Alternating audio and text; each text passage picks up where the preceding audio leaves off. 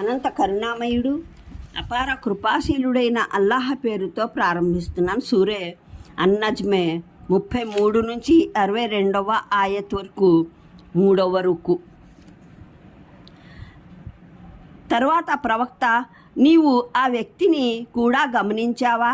దైవ మార్గం నుండి విముఖుడైన వాడు, ఏదో కొద్దిపాటి దానం చేసి ఆగిపోయినవాడు. అతని వద్ద ఏమైనా అగోచర విషయజ్ఞానం ఉందా? అతను వాస్తవికతను చూస్తూ ఉండటానికి అతనికి ఆ విషయాల సమాచారం ఏది అందలేదా?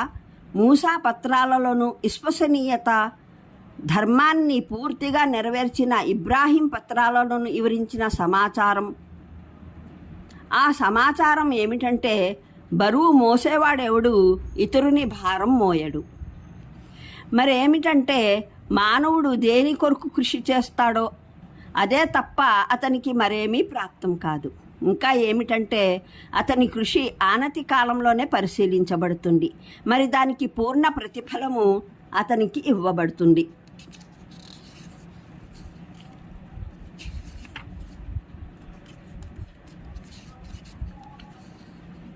ఇంకా ఏమిటంటే, చివరికి చేరవలసింది నీ ప్రభు సన్నిధిలోకే.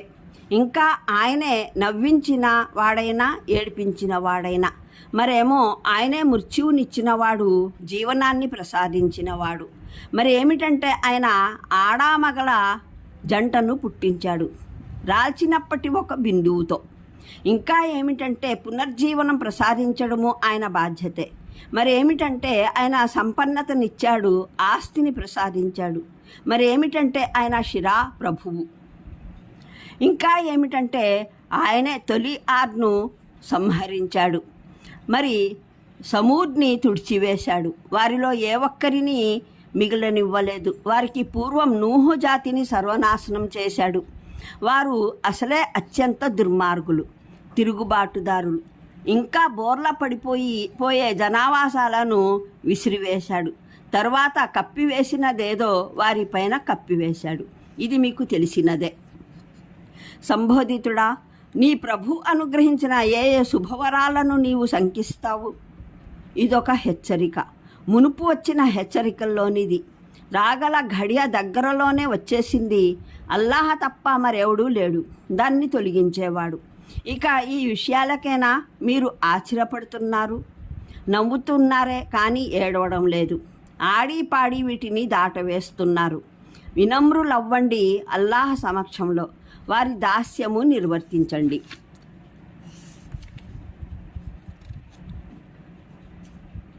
34వ వివరణ. ఇది వలీద్ బిన్ ముగీరా విషయంలో మా సూచన. ఇతను ఖురేష్ అగ్రగణ్యులైన నాయకుల్లో ఒకడు. ఇబ్ను జరీర్ తబరీ ఉల్లేఖనం ప్రకారం ఈ వ్యక్తి తొలుత దైవ సందేశహరుల పిలుపును స్వీకరించడానికి సిద్ధమయ్యాడు. కానీ అతను ముస్లిం అయ్యేందుకు సంకల్పిస్తున్నాడని తెలియగానే అతని బహుదైవారాధకుడైన ఒక మిత్రుడు, నీవు నీ పూర్వీకుల మతాన్ని వదలకు, నీకు పరలోక శిక్ష కలిగే ప్రమాదం అనిపించినట్లయితే నాకు ఇంత రొక్కం ముట్టజెప్పు, నేను బాధ్యత తీసుకొని అక్కడ ప్రాప్తమయ్యే శిక్షను నేను అనుభవిస్తాను అని అన్నాడు. వలీద్ ఈ మాటకు ఒప్పుకున్నాడు. దైవ మార్గాన వస్తూ ఇలా మరలిపోయాడు. అతను తన బహుదైవారాధకుడైన మిత్రునికి ఒప్పుకున్న డబ్బు కూడా పూర్తిగా ఇవ్వలేదు. ఏదో కొద్దిగా ఇచ్చి మిగతాది మానుకున్నాడు. ఈ సంఘటనను ఇక్కడ సూచించడంలో గల ఉద్దేశం, పరలోకం పట్ల నిశ్చింతగా ఉండటం వలన, సత్యధర్మం ఎడల అజ్ఞానం వల్లను మక్కా తిరస్కారులు ఎటువంటి మూర్ఖత్వానికి, తెలివి తక్కువ చేష్టలకు గురైపోయారో వారిని ఎత్తి చూపడం. అంటే అతనికి ఏమైనా తెలుసా? ఈ వైఖరి అతనికి లాభకరమైందనో, లేదా పరలోకంలో శిక్షను ఇలా ఎవరైనా తప్పించుకోగలరనో అతనికి ఎరుకేనా? మున్ముందు హజరత్ మూసా, హజరత్ ఇబ్రాహీంకు అవతరించిన దైవ గ్రంథాలలోని బోధనల్ని సంగ్రహంగా పేర్కొనడం జరుగుతుంది. హజరత్ మూసా అలైహిస్సలాం పత్రికలంటే తౌరాత్ అని భావం. హజరత్ ఇబ్రాహీం అలైహిస్సలాం పత్రికల మాటకు వస్తే అవి నేడు ప్రపంచంలో ఎక్కడా లేవు. యూదులు, క్రైస్తవుల పవిత్ర గ్రంథాలలోనూ వాటి ప్రస్తావన కానరాదు. కేవలం ఖురాన్లో మటుకే 2 చోట్ల ఇబ్రాహీం పత్రికల బోధనల్లోని కొన్ని అంశాలు ఉటంకించబడ్డాయి. ఒకటి ఇక్కడ, రెండవది అల్ అలా సూరాలోని చివరి ఆయత్లలో. ఈ ఆయత్ ద్వారా 3 పెద్ద సూత్రాలు అన్వయం పొందుతాయి. 1, ప్రతి వ్యక్తి స్వయంగా తన చర్యకు బాధ్యుడు. 2, ఒక వ్యక్తి చేసిన చేష్టల బాధ్యతను మరో వ్యక్తిపైన వేయడం సాధ్యం అవదు. అయితే ఆ చేష్ట జరగడంలో అతని పాత్ర ఉన్న మాట అయితే వేయడం తప్పదు. 3, ఒక వ్యక్తి తాను కోరి కూడా మరో వ్యక్తి చేసిన చేష్టల బాధ్యతను తన మీద వేసుకోలేడు.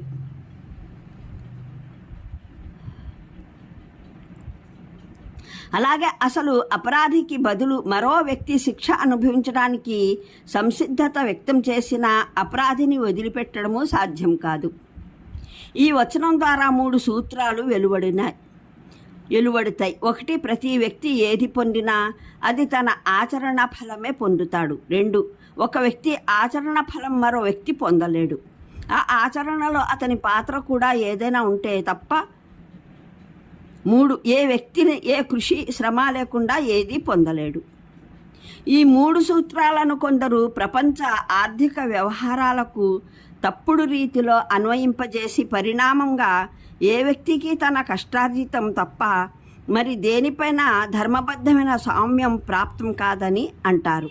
కానీ ఈ విషయం దివ్య ఖురాన్ అందజేసే అనేక చట్టాలు ఆదేశాలకు విరుద్ధమైంది. ఉదాహరణగా షరియత్ ప్రతిపాదించే వారసత్వపు చట్టాన్ని తీసుకున్నాం. దీనికి అనుగుణంగా ఒక వ్యక్తి వదిలి వెళ్ళే ఆస్తిలో నుండి అనేక మంది తమ వాటా పొందుతారు. వారు దానికి ధర్మసమ్మతమైన వారసులుగా పరిగణించబడతారు. కానీ ఆ మీరాసి వారి కష్టార్జితం కాదు. ఒక పాలు తాగే శిశువును గురించి తన తండ్రి వదిలి వెళ్ళిన ఆస్తిలో అతని శ్రమ కూడా ఎంతో కొంత ఉందని, ఏ విధంగా ఎన్ని సాగదీయడాలు చేసినా నిరూపించ వీలు లేదు. అదేవిధంగా జకాత్, సర్హాత్ ఆదేశాలు ఉన్నాయి. వీటి రీత్యా ఒక వ్యక్తి సంపాదన ఇతరులకు కేవలం షరియత్ నైతికతల రీత్యానే లభిస్తుంది. వారికి దాని మీద ధర్మబద్ధమైన న్యాయబద్ధమైన స్వామ్యం లభిస్తుంది. నిజానికి ఆ సొమ్మును సంపాదించడంలో వారి కష్టం ఏమాత్రం లేదు. అందువల్ల తెలిసేది ఏమిటంటే, ఖురాన్లో ఏదైనా ఒక ఆయత్ తీసుకుని దాని ద్వారా స్వయంగా ఖురాన్లోని ఇతర బోధనలకు వ్యతిరేకమైన ఫలితాలు సాగదీయడం ఖురాన్ ఉద్దేశానికి పూర్తిగా వ్యతిరేకమైన విషయం. ఇంకా కొందరు ఈ సూత్రాలను పరలోకానికి చెందినవే అని నమ్మి ఈ ప్రశ్నలు లేవనెత్తుతారు. ఈ సూత్రాల రీత్యా ఒక వ్యక్తి చేసిన ఆచరణ ఇతర వ్యక్తికి ఏ రూపంలోనైనా ప్రయోజనకరం కాగలదా? ఒక వ్యక్తి ఇతర వ్యక్తి కొరకు లేదా అతనికి బదులుగా ఏదైనా ఆచరణ చేస్తే అది ఆ ఇతర వ్యక్తి పక్షాన స్వీకృతి పొందగలదా? ఒక వ్యక్తి తన ఆచరణకు ప్రతిఫలాన్ని ఇతరులకు వర్తింపజేయడం సాధ్యమా? ఈ ప్రశ్నలకు సమాధానం సకారాత్మకమైనట్లయితే, నకారాత్మకమైనట్లయితే పుణ్యఫలం పంపడం, ఈ సాలు సవాబ్, నూరు హజ్జుల్ బదల్ వగైరాలన్నీ అధర్మమైనవి అయిపోతాయి.